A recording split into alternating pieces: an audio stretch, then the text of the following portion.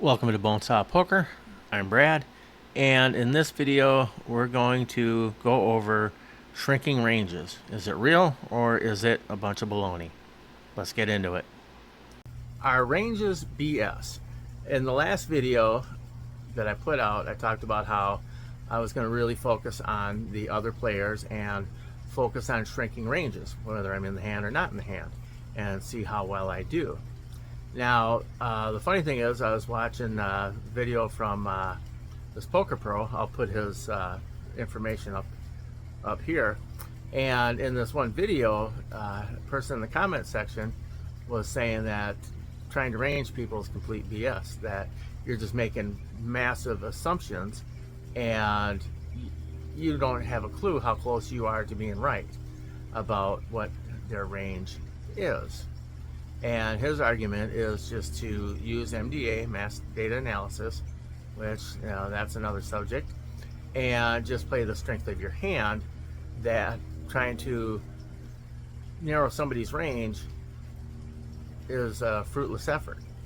So let me know in the comments what you think about that. Now, a couple things. MDA, if you're not familiar, mass data analysis, it's where companies like Poker Detox, that's Nick Howard's program, is where they buy millions and millions of hands from like PokerStars and other sites, and they filter through and they get what the general population does. You know, does the general population on this type of board ever bluff rivers, or how often do they pot bet it, and this and that, so that you're just playing off of how the other players are actually playing.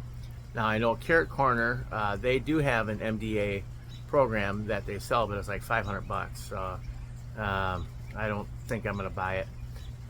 Seems a little pricey. Okay, so now when it goes to shrinking ranges, this person might have a point, because in low stakes, which I play live 1-2, I'll give a few examples. So a couple weeks ago I was playing, and guy to my left, I was in like the 6th seat and he was in the 7th seat. He called a $15 pre-flop, and he had 8-2 offsuit, and he flopped the 2, and he was up against pocket jacks. Pocket jacks did not flop and over, and then got runner 8s and stacked the guy. And the guy in the 1 seat, who looked like he's competent, I don't know, I didn't play against him that long, but he's like, you played 8-2 offsuit for $15? And Goofball said, well, I'm going to play any 2 cards for $15. It's like, okay. So the guy in the 1 seat said, well, boys, the price of poker just went up. So from there on out, until Goofball finally ran out of money, he blew through $1,000 while I was there, of his own money, not counting what the pot he took off of the 1 seat. And so it was $30 to see a flop. So it was interesting. And I did catch a nice pot off of that with pocket 10s, thank you. And so how do you shrink a range when the guy is literally playing the deck for 7.5 bigs pre-flop? Okay, it's kind of hard to shrink ranges. So another example is, this was, fairly recently, a guy won a pot with 8-4 diamonds. And again, after the hand was over, somebody was like, you called a big raise for that? And his response was, well, hey, these are the hands that crack aces. It's like, okay, so he's playing, if you look at a card matrix, he's playing everything that's suited. I'm assuming every ace, every king, all probably anything that's connected. I mean, he's probably playing 75 to 80% of the deck from every position. Again, he got wiped out as well. So, I mean, these guys are beatable. It's just, how do you shrink a range from somebody that's playing 70-85% of the deck?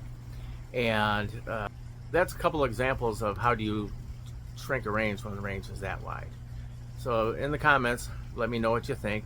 Now, I'm still going to stick with that experiment, because each time I come up with a different experiment, I'm going to do it for at least one session and see how it goes. When these experiments are definitely nothing for forever. So that's still on for this next session, and we'll go from there. For Bonesaw Poker, I'm Brad. Thanks for watching. And remember, everything you want is on the other side of fear.